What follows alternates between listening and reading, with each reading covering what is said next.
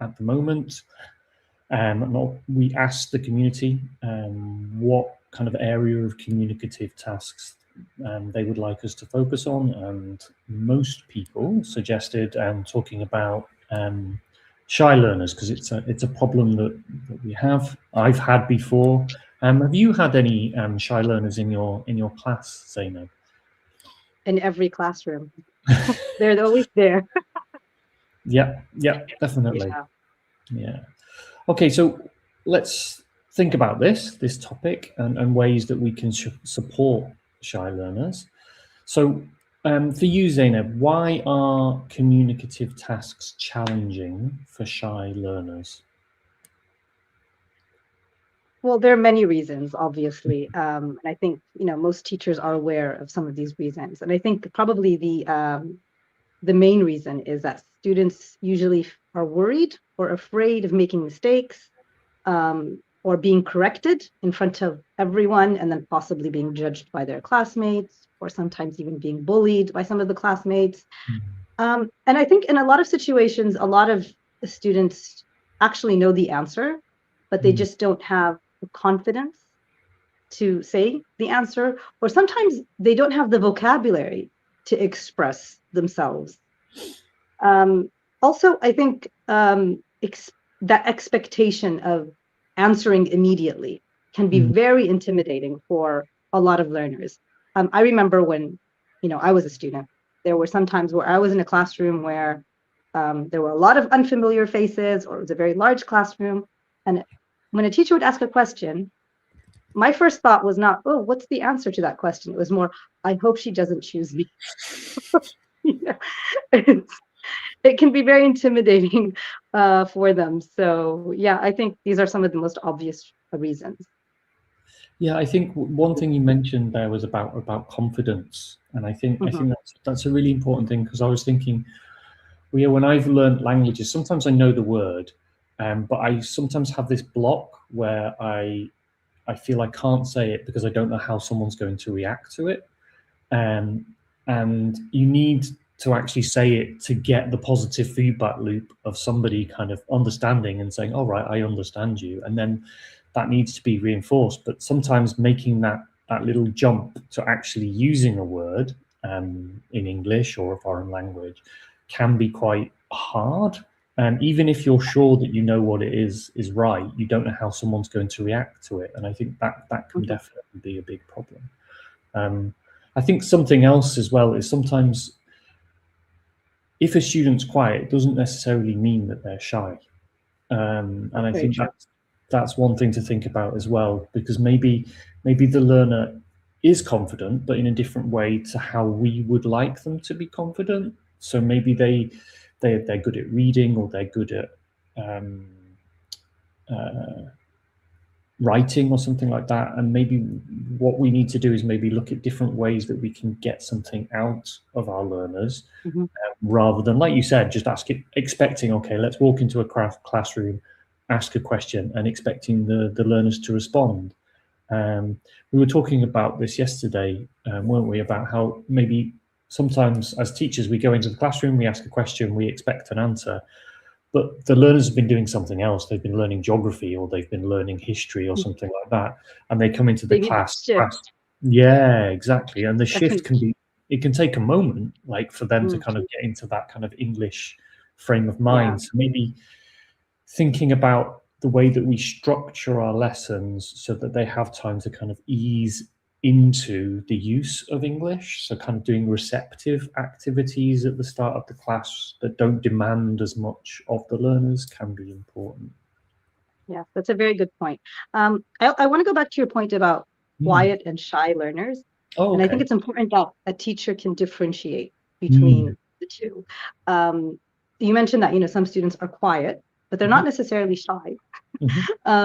So if you ask them, they will happily and confidently answer, and usually they will give you the correct answer. It's just their personality. They're not very dominating. They're not the type to speak up. So once you're able to tell the difference between a quiet student who will happily give you the answer and a shy student, you would know how to deal with each student in the different situations in your classroom. So if for example, let's say we're doing an open class activity. I presume, like with a quiet student, you can call on that student to answer a question, and they're more likely to answer. So how would you deal with a shy student? Let's say, I don't know, we've talked in recent events about kind of introducing language systems and grammar and functions. So let's say you're checking some grammar with a learner. So with a quiet learner, you can call them out. Yeah, you can just say, okay, what's the answer to this kind of concept checking question or something. What would you do with a shy learner in that situation, Zainab? Well, with shy learners, I mean, generally, it's important for all tasks. I mean, not just for specific tasks. I think it's important that they feel safe in the environment that they're in. So creating that safe environment where they feel that the mistakes or giving incorrect answers is a normal part of the learning process. So when they do give their answers, they're not going to feel judged or they don't feel embarrassed. So once you create that environment, you can easily build up, the challenge that they face, and they will become more open to speaking up in class. Obviously, there's a lot of other strategies you can use with shy students, and I think one of the most obvious is pair work. Putting students in pairs always works because they don't feel that fear of speaking up in front of everyone. It's just with one other person, or if they're in groups, it's just a few other people, and then there's that support from the other students. They're not answering or completing the task on their own. They have that support from the other students. So I think, the most obvious one would be pair work. But I think you have to be also very careful with how you pair them. You need to make sure that you pair them with a student they feel comfortable with. Pairing them with the wrong classmate can just completely shut them down. And I have a good example for this. A while back, I taught a group of adult learners, and I think they were about maybe almost 20 students in the classroom, and they were all male except for one female. And she only felt comfortable working with one of the males. I think he was a colleague of hers, so they worked together at the same company. And if I tried putting her with a different pair, she would just sit there and not say anything, not work, not do any of, not help out in completing the task. So throughout the course, she just worked with that one male student that she felt comfortable with. And that was fine, because when she was with him, she was working, she was participating. And so I also made sure that when I grouped them, he was with her in the group, because then she would feel comfortable. So I think it's important that you also pair them with the student that they feel comfortable with.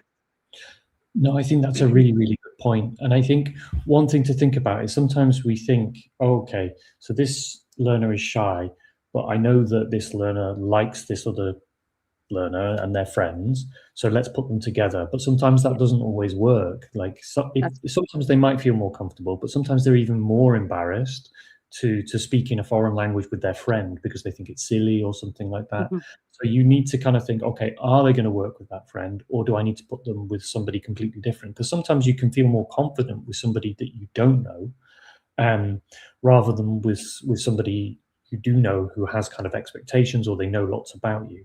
And also that kind of distance, like being with somebody who's not your close friend, can actually encourage you to speak more, because you don't know anything about them as well. Like, and so you need to find out about them. So I think, that's a really, really interesting question. Really, really interesting thing to think about. But and the dynamics, like you said, with like your students, like one of them, she would work with one guy but not with other people, and like it's important to think about that and accommodate the learners, because she wouldn't benefit if I put her with someone else. And the point is, you want her to gain something from the class. Yeah, exactly. We've got some questions actually that have come in, Zaineb, obviously related to the topic. There's a question from Jordan. So hello, everybody in Jordan who's watching. The question is, I teach grade 10 English and often notice my shy students struggle with pair work, what strategies do you recommend for gradually building their confidence? So that kind of links to what we were talking Yeah, about. So what and would that's you a very see? good question. Mm, Yeah, I think with pair work, it's important that when you do pair them, you want to make sure that you, at the same time, give them time to think about their ideas before you pair them. So think, pair, share, I think works really well in situations where you're going to put them in pairs. mhm, First of all, give them time to think.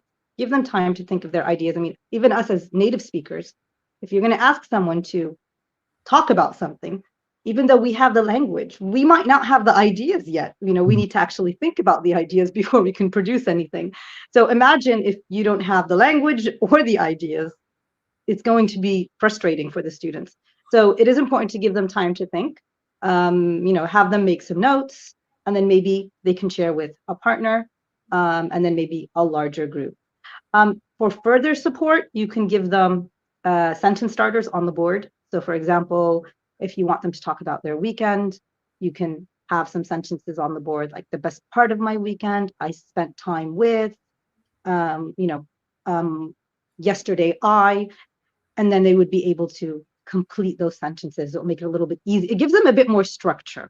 It's a mhm. little bit more, okay, I know what to say here, once they've got the beginning of the sentence. So I think maybe giving them that time to think first, and then maybe just providing them with some structure. Once you pair them, they will have had, time to think of some ideas, and then at the same time, they also have some, vocabulary or structure to help them produce the language that you want them to produce. Yeah, I think the kind of sentence stems that you were talking about on the Mhm. board, they definitely help because the learners can look at them. I think that's obviously part of scaffolding, and I think one thing to think about is obviously the stages that you go through to the point where they are using those sentence stems. So I think one thing to remember with that kind of building confidence, if they have sentences like "I spent my weekend with," Mhm. they need the vocabulary of different people. So before you get to those sentence stems, you need to have stages where they think of language that they might need. So it could be activities from the weekend, or people from the weekend, or I don't know, food they ate from the weekend. And Mhm. there needs to be some kind of activity where the learners think of these ideas first, maybe kind of brainstorming activity, or activity where they do like a board rush and write these words on the board, so that it's all there for the learners before they start using the sentence stems, which you can add afterwards. And I think another thing to think about is before you get to the sentence stems, because the question was about kind of gradually building confidence. And I think one Mhm. thing to remember is sometimes, like we mentioned at the start of the discussion, we can go in and ask a question that could be quite hard to respond to. Yeah. Um, but giving them the chance to just say like one word, or Yeah. like a couple of words, like a collocation. It doesn't have to be like something completely meaningful. You could make it fun. Like Mhm. maybe let's say you've got all those food words, those people words, and those activity words on the board. You could do a kind of activity where like 20 questions where you say, okay, I have one of the words in my head. Which word is it? And then the students can just say the words, and then their partner just says, okay, yes, it's that one. It can just be a very simple activity like that, just so they build just using one word, and then you introduce the stems that you mentioned. So yeah, I think That's a I. very Mm, Yeah, no, that's a very good point. I mean, I think especially with shy learners, whatever little they produce mm, should also be praised. yes. Um, you know, whatever answer they give you, even if it's not correct, the feedback we give them should sound something like, "Oh, that's very close," or "Thank Mm, you for sharing, but that's not quite right. I'm mm, looking for a different word." So just whatever they produce, praise, motivate so that they continue to mm, produce it. It's so difficult for them to build that confidence to even say that one word sometimes that you don't want to shut it down. So you want to make sure that you are constant, whatever they produce is fine. Be happy with whatever they give you, and then just make sure that you praise whatever efforts they gave for that task. So that yeah. it's like it's gradually building their confidence this way. Yeah, exactly. And you can break it down into smaller bits as well. I was actually suddenly thinking, my daughter sometimes has to do presentations in class, and she hates it. Like she's really scared. She doesn't want to kind of speak in front of other people. So what I've done with her in the past is just sit with her one-to-one and kind of like get her to kind of rehearse and go through and think about what she's going to say each step. And that's what you can do in the pair work that you mentioned, Zainab. Like if it's with somebody they feel comfortable with, they can practice and practice and practice. So that, yeah, like, and giving the positive feedback while you do it. That's a really good point. There was a question actually, which I thought was quite, it's related to it because I think but it's a question I've heard in the community quite a few times about how can we adapt communicative tasks for large classes while ensuring every learner has a chance to participate and speak. And yeah, this obviously includes shy learners. So what do you do to do this, Zainab? Well, the fact that it's a large class and you want to give everyone a chance to participate, the only way that's going to work is if you put them in groups and you have them work together. Because we know with the very limited time you have in the classroom, there's no way you can listen to everyone participate. So, you're going to have to put them in groups or put them in pairs. But again, you have to think about how you want to pair them and how you want to group them. So because they could be different levels, and you might want to put them in, according to their level. Also, you might have, as they're mentioned here, that, how do we adapt it for the shy learners as well? You have to think about who you're going to pair them with and which group you're going to put them in. I think random grouping and random pairing does work in many situations. However, if you have shy students, you need to think about where you want to put them. So you can make it seem random, but you're actually placing will support them. They will feel comfortable with, so that they are able to speak. And then obviously, you need to give them that support as well. I think the support that goes around the task is just as important as the task itself. You want to make sure that your instructions are very clear. You give them the language that they can use. They're sitting with someone they feel comfortable with. So you want to ensure that they have that support before you actually give them the task. Okay. Yeah. Definitely. That's definitely true. There are some comments related to this, actually, and it goes back to, for example, the pairing that you mentioned, Zainab. So someone's saying sometimes pairing a shy student or shy learner with an extrovert works with my class as one pushes the other, and they end up encouraged to perform together. So they are not a weak pair. I think, yeah, I think that can happen. It can work, definitely. And another one here from the Facebook community is one strategy that works well for shy learners is starting with pair work before asking them to speak in front of the whole class. I mean, yes, that's definitely true. Like, because they get to rehearse, they get to kind of practice. I'm very cautious about getting learners to perform in front of the whole class. I don't know about you, Zainab. How do you feel about that? Usually they're in pairs or groups. If anyone's going to perform in front of the class, it's usually somebody who feels confident enough to do that. So it's usually a volunteer and not just a nominated random student. So it's someone who I'll be like, is there anybody who would like to come up and demonstrate or speak about what you just discussed?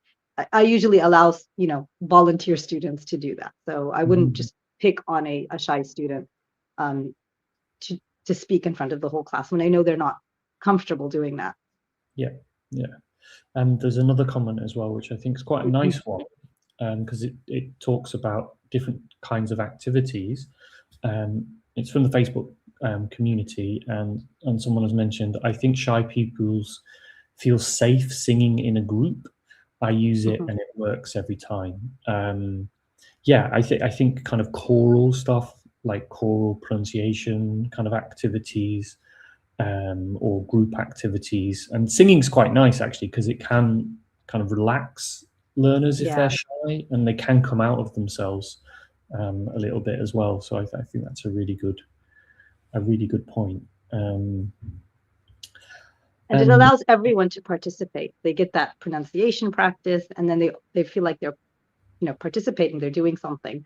And it's fun. Students yeah, enjoy singing. I wouldn't sing in front of everyone alone, but I would do it if there were many other people singing with me. yes, exactly. Um, there was one thing that I thought about, and I don't know what you think about this. I mean, sometimes you can get shy learners who just won't speak, no matter how much Yeah. you kind of work with them. What would you recommend in that kind of situation? Like, you've talked to them, you've kind of tried I different activities like pair work and scaffolding and things. Yes, I have had some students like that where even in pairs and groups, they're still not talking. What Hmm. I usually do with those students is I have like some kind of one-to-one to them while I'm monitoring. Hmm. So I'll I'll notice they're not participating, even though they're with someone who they're comfortable with. There's a lot of support. I will just, come close to them and I'll ask them some questions. I'll ask them to discuss something. Usually they do.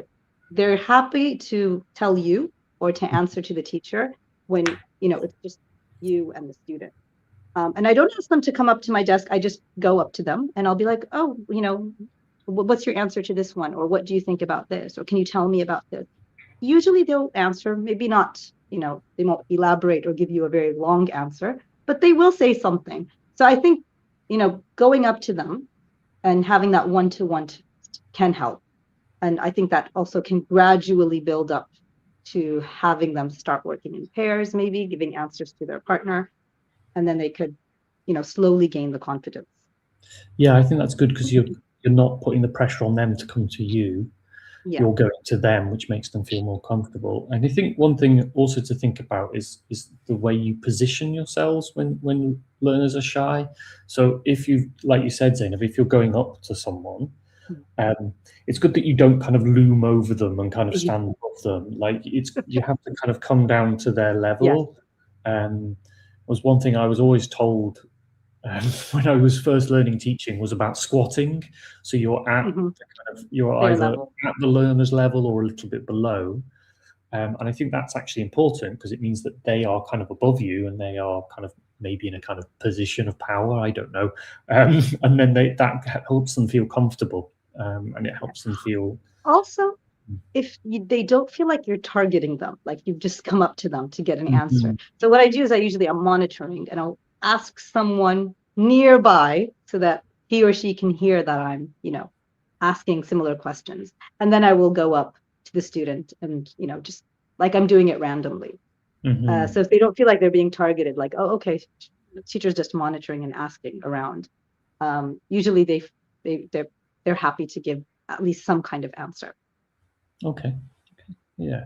So if we've talked about kind of like how to be in the classroom, how to move around, what kind of staging and activities. So is there another thing to think about? And someone's asked a question about this actually. Is what is the one communicative task you think every English teacher should try, and why? And I think that kind of relates to obviously shy learners because Mhm. maybe there is one task that always works with shy learners. Yeah. I don't think there's just one. Okay. It also shy learners differ. So what Mm. would work with one shy learner may not work with another. But there Mhm. are a number of tasks that would work well in general with shy learners. And we already spoke about pair work and think, pair, share. So that's obviously one of them. Other tasks I think would work are things like information gap activities. Mhm. What's nice about information gap activities is the information is there. The students have the information. They don't have to think of the ideas or think of what they need to say. They're just communicating the Mhm. information they have. And then they're working in pairs. So they're not, working in a group with a number of students or in front of the class. Another activity is role plays. I think Mhm. some students feel more comfortable when they speak as a character rather than themselves. So if they're acting like a doctor or a shop assistant, they might feel more confident um, speaking than if, you know, they were talking as if they were just themselves or giving information about themselves. And then obviously if you're doing role play, you want to give that support. Maybe there's a dialogue that they're